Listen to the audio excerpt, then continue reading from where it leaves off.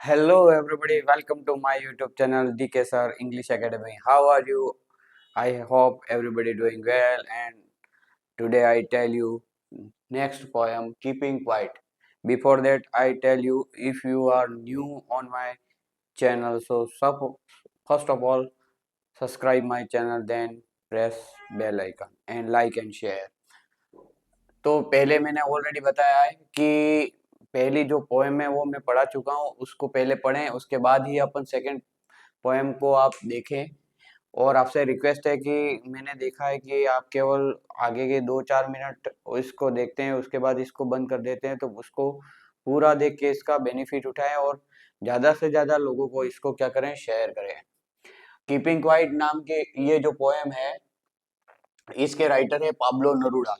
और ये पाब्लो नरूडा ये कहना चाहते हैं कि हमें चुप रहने में ही अपन अपने जो पुराने जो लोग हैं, जो अपने फोर फादर हैं, अपने पूर्वज हैं, वो अपन को यही मुहावरे और लोकोक्ति में कह गए थे कि चुप रहना 100 गुणों के बराबर है।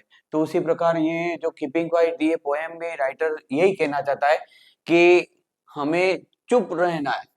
तो यहाँ पे क्या कह रहा है, नाउ वी विल काउंट, और हम यहाँ पे 12 तक गिनेंगे और 12 तक गिनने के बाद हम सबको एक साथ क्या हो जाना, स्टिल, यानी बिल्कुल आवाज नहीं करनी है, नो एनी मूवमेंट, यानी न तो हैंड वर्क करना है, ना माउथ वर्क करना है, यानी किसी प्रकार की कोई यहाँ पे काम नहीं करना। एक everybody keep silent on the अर्थ, यानी एक जगह पे नहीं, जैसे मैंने यहाँ पे एक रूम में बोलना बंद कर दिया है, ऐसा नहीं। पूरे वर्ल्ड को एक साथ, जिस प्रकार आपने देखा होगा कोरोना में सभी पूरे विश्व में गलियां सब सुनी हो गई थी, उसी प्रकार का साइलेंट जाता है। कौन? ये Pablo Neruda writer. No one speak any language, यानी किसी को किसी भी प्रकार की कोई लैंग्वेज नहीं बोलनी है, किसी प्रकार की नई लैंग्वेज बोलनी है, मतलब यानी हमें कुछ भी काम नहीं करना है। जैसे आपने देखा होगा कि लैंग्वेज का अर्थ होता है सभी अपने अपने एरिया की अलग अलग लैंग्वेज होती है। तो हमें किसी भी प्रकार की कोई लैंग्वेज, यानी किसी प्रकार कोई, न तो फैक्ट्री में काम, लैंग्वेज का अर्थ केवल भाषा से ही नहीं बता रहा है, यहाँ राइटर ये भी बता रहा है कि आपको हर प्रकार के काम को स्टॉप कर देना। अगर आप कोई अच्छे से राइटर हो तो वो काम स्टॉप कर दो, आप कोई इसी जगह पे वर्कर हो तो उसको वर्कर, कहीं कंपनी में काम कर रहे हैं तो वो काम स्टॉप कर दो, कहीं फैक्ट्रियों में काम कर रहे हो तो वो काम स्टॉप कर दो। नॉट मूव अवर आर्म्स, और यहाँ आर्म्स का अर्थ बुझाए तो होता है, लेकिन यहाँ पे राइटर आर्म्स यानी हथियार भी बताना चाहता है, यानी अपन को वेपन्स भी यूज नहीं करने हैं। यानी एक कंट्री दूसरे कंट्री को जीतने के लिए, विक्ट्री हासिल करने के लिए वो वेपन्स क्या यूज कर रहा है, हथियारों का यूज कर। तो हमें अपने आर्म्स को मूव नहीं करना है। इट्स एन एग्जॉस्टिक मोमेंट, और एकदम ये एकदम इंटरेस्टिंग मूवमेंट हो जाएगा, यानी एकदम पूरा विश्व एक साथ साइलेंट हो जाएगा, जैसे कोरोना में हुआ था। तो ऑटोमेटिकली अपना जो ओजोन लेयर है जिसमें बहुत बड़ा छेद हो गया था, और कुछ ही ये 1 डेढ़ 2 सालों में वो ओजोन लेयर का जो छेद है वो 50% फिलअप हो गया था। उसका रीजन यही था क्योंकि यहाँ पे जो CO2 का उत्सर्जन नहीं के बराबर हो गया था। तो यही तो यहाँ पे राइटर चाहता है। और यहाँ पे क्या है, विदाउट रश, यानी कोई दौड़ा भागी नहीं होनी चाहिए। नो इन इंजन, इंजन यानी कोई गाड़ी नहीं चलनी चाहिए। We speak only one language, यानी पूरे विश्व को एक ही लैंग्वेज बोलनी है, और वो कौन सी लैंग्वेज है, साइलेंट की, यानी अपन को चुप रहने वाली लैंग्वेज बोलनी है। ऑफ द वर्ल्ड, पूरे संसार में। फिशरमैन को क्या कहा है, फिशरमैन एक दिन तुमको वेल्स, यानी वेल्स यानी एक फिश का नाम है, लेकिन यहाँ पे सभी जो प्रजाति को यहाँ पे वेल्स के नाम से कहा गया है, यानी फिशरमैन को वेल्स को क्या नहीं करना चाहिए, मारना नहीं चाहिए। उसके बाद साल्ट गैदरिंग मैन है, उसको भी अपने हाथों को देखना चाहिए। यानी आपने देखा होगा जो नमक बनाने वाले व्यक्ति होते हैं उनके हाथ फट जाते हैं, तो उसको भी एक दिन वो अपना काम छोड़ के अपने हाथों की ओर भी देखना चाहिए कि मेरे हाथ किस प्रकार से डैमेज हो चुके हैं। उसके बाद ये जो खास है कि यहाँ पे स्टॉप करने के लिए क्या कहा गया है, क्या, ग्रीन वार्स, यानी ग्रीन वार का अर्थ होता है वार यानी युद्ध होता है, लेकिन ग्रीन वार क्या होता है, ग्रीन वार यानी अपन क्या कर रहे हैं, इन वनों को डे बाय डे क्या कर रहे हैं, डिफॉरेस्ट करते जा रहे हैं, यानी वनों को खत्म करते जा रहे हैं। आपने देखा भी होगा 11th क्लास में एलिंग प्लेनेट में 3.7 मिलियन जो एकड़ एवरी ईयर इंडिया में क्या हो रहे हैं, डिफॉरेस्ट हो रहे हैं, यानी खत्म हो रहे हैं। हर साल 3.7 मिलियन एकड़ जो जमीन जो फॉरेस्ट है वो खत्म होते जा रहे हैं। तो इसी प्रकार से राइटर, तो ये खत्म हो रहा है, वही क्या कहलाता है, ग्रीन वार कहलाता है। गैस वार को भी स्टॉप क्यों करना, जैसे आपने देखा हो गोला बारूद छोड़ते हैं जिससे कारण गैस गोले जो होते हैं उससे भी नुकसान होता है। तो हमें ये काम भी क्या कर देना, स्टॉप कर देना। फायर वॉर, यानी आपने देखा होगा कि बम छोड़े जाते हैं तो वहां पे आगजनी हो जाती है, यहाँ पे आग आग लग जाती है। सभी प्रकार के इस काम को क्या कर देना, स्टॉप कर देना, according to writer. And what's use of the their victory, और ये भी कहना चाहते हैं कि आपने अगर किसी देश को, किसी कंट्री को अपने जीत भी लिया है तो उस जीत की क्या अहमियत है। क्यों, क्योंकि आपने देखा होगा कि कोई ताकतवर भी अगर कंट्री है, अगर उसने भी अगर विक्ट्री हासिल कर लिया, अगर जीत हासिल कर ली है, तो उनके भी कोई ना कोई सैनिक तो मरे होंगे। क्योंकि युद्ध के दौरान दोनों में से एक जो तरफ देश है उसके अगर 100 सैनिक मरे हैं तो कम से कम जो ताकतवर कंट्री है उसके 10 तो मरे होंगे। तो 10 जो मरे हैं सैनिक, 10 जो सोल्जर्स मरे हैं, क्या उनके घर के जो लोग हैं क्या उस जीत को मना पाएंगे क्या। तो यही राइटर यही कहना चाहता है कि ऐसी जीत हासिल, ऐसी विक्ट्री हासिल करने से हमें क्या फायदा जिसको मनाने के लिए कोई बचा नहीं हो। पुट ऑन क्लीन क्लोथेस, हमेशा क्लीन क्लोथेस वियर करना है। क्लीन क्लोथेस का अर्थ साफ सुथरे कपड़े से नहीं है, या क्लीन क्लोथेस का अर्थ यानी हम मन तन से क्या होने चाहिए, शुद्ध होने चाहिए, ये राइटर का कहना है।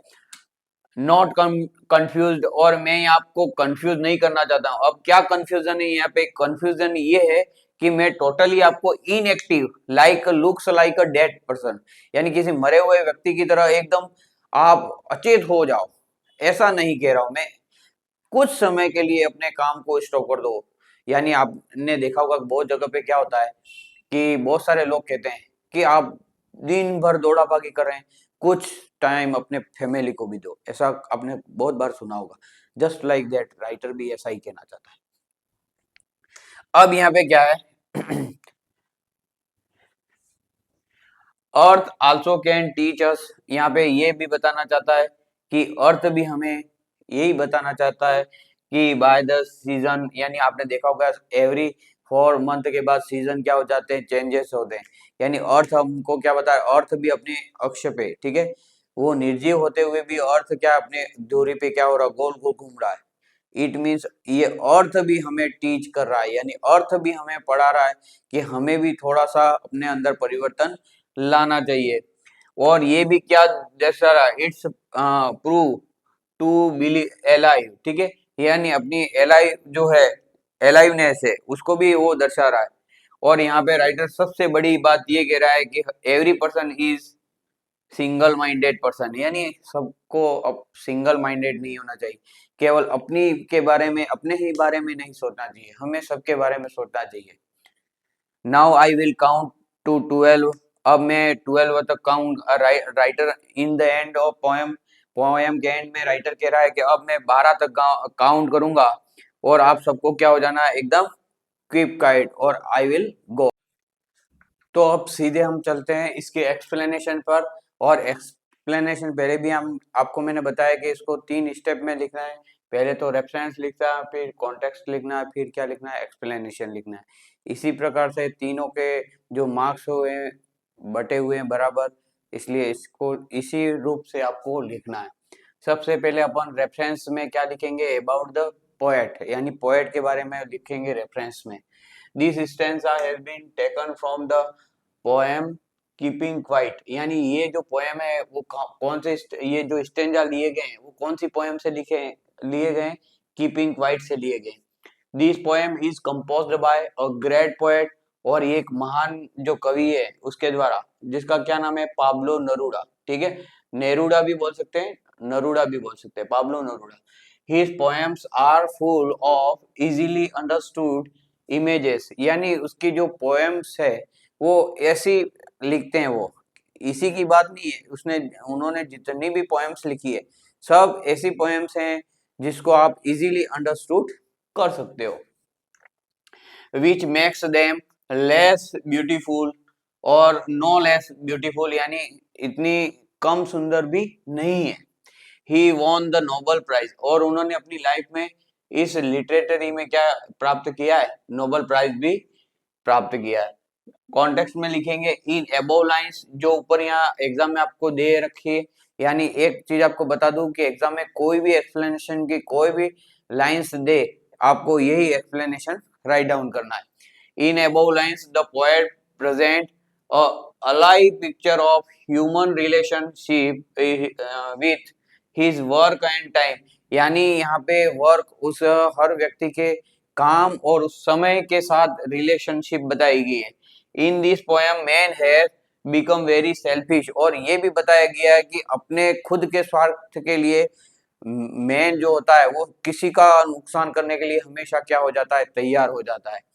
And his own bad action, और अपने खुद के जो बुरे एक्शन के कारण कॉज हिम मेनी मिजरीज, और वो बहुत सारी दुखों में बहुत ज्यादा। तो अब हम एक्सप्लेनेशन देखते हैं। एक्सप्लेनेशन में क्या है, the poet says that each one of the us to count up 12, सभी को 12 तक गिनने के बाद, ठीक है, अब क्या करना है, and then everyone keep quiet, और सभी को एकदम क्या हो जाना है, चुप हो जाना है। He wants to a moment of silence, और ये कैसा मोमेंट चाहता है, एकदम साइलेंट, यानी साइलेंट का अर्थ केवल मुंह से ही चुप नहीं रहना है। यहाँ पे साइलेंट का अर्थ ये बता रहा है कि अपने हाथों को भी मुंह से नहीं करना, मुंह नहीं करना है, पैर भी नहीं चलाने, अपना दिमाग भी नहीं चलाना है। बहुत सारे बैठे बैठे भी बहुत सारा दिमाग चलाते, तो कुछ भी ये काम, no any movement on the earth, पूरे अर्थ में, when no any languages are spoken, और कोई भी प्रकार की, किसी भी प्रकार की कोई लैंग्वेज बोलनी नहीं है। There will be no hurry, और कहीं भी दौड़ा भागी नहीं करनी, कहीं नहीं जाना, कहीं अब किसी की चिंता नहीं करनी कल क्या होगा उसकी। और द साउंड ऑफ मशीन, और कई मशीनों की साउंड नहीं आनी चाहिए, किसी मोटरसाइकिल की, किसी बस की, किसी हॉर्न की, किसी प्रकार की कोई साउंड नहीं होनी चाहिए। टू पोल्यूट द एटमोस्फियर, यानी किसी प्रकार का ना तो पोल्यूट होना चाहिए, ना तो कोई बात होनी चाहिए, ना कोई आवाज आनी चाहिए। Now the poet tells that, और पोएट ये भी बताना चाहता है, those who wage wars against environment, और ये जो एनवायरमेंट के अगेंस्ट, यानी आप एक देश दूसरे देश के ऊपर आक्रमण कर रहा है और गोला बारूद भी छोड़ रहा है, तो वो नुकसान उसको भी हो रहा है, क्योंकि ये जो गोला बारूद है वो क्या कर रहा है, एनवायरमेंट को क्या कर रहा है, खराब कर रहा है। तो उसके बाद वार्स विद वुड, और यहाँ पे जो वार्स विद वुड का अर्थ क्या होता है, यानी वुड यानी जंगल, फॉरेस्ट, यानी आप फॉरेस्ट के साथ भी वार कर रहे हो, यानी it means green war. Green war यानी बहुत सारे जो लोग हैं अपने फर्नीचर के लिए, जलाऊ लकड़ी के लिए क्या कर रहे हैं कि फॉरेस्ट को डिफॉरेस्ट करें।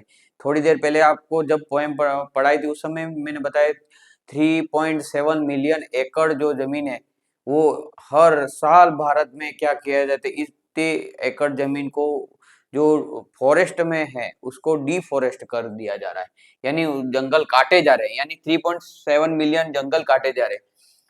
और फिर ये ग्रीन वार तो हो गया, वार विद गैस, यानी यहाँ पे गोला बारूद छोड़े जा रहे हैं। वार विद फायर, यानी आग जनी हो रही है। But that war brings death, और ये जो वार्स हैं वो हमेशा मौत को लेके आते हैं। हमेशा कोई खुशी, कोई एक देश दूसरे देश से युद्ध कर रहा है तो कोई वहां पे खुशी लेके नहीं आता, यहाँ पे क्या लेके आते हैं, दुख लेके आते हैं।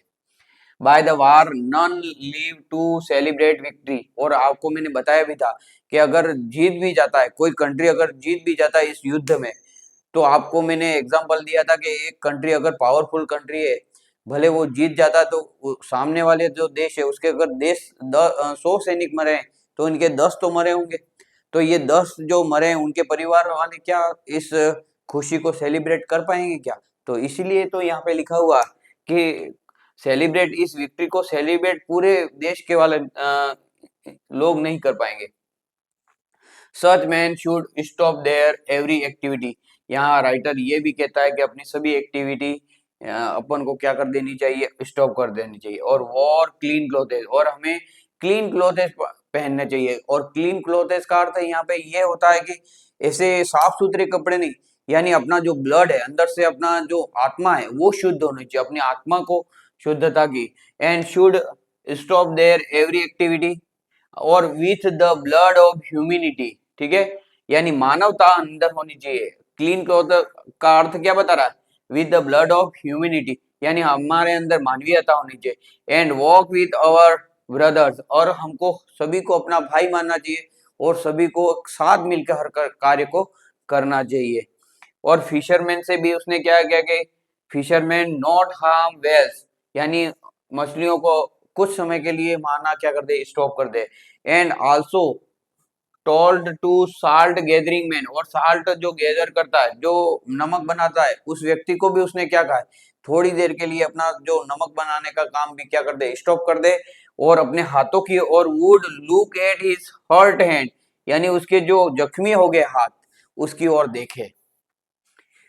और इन द एंड, और अंत में आपको भी पता है कि मैंने बताया था कि जो ये अर्थ को भी ये क्या कर अर्थ भी हमें टीच कर रही है एंड गाइड कर रही है the ally process of keeping fight, यानी अर्थ भी हमें कुछ सिखा के जा रही है।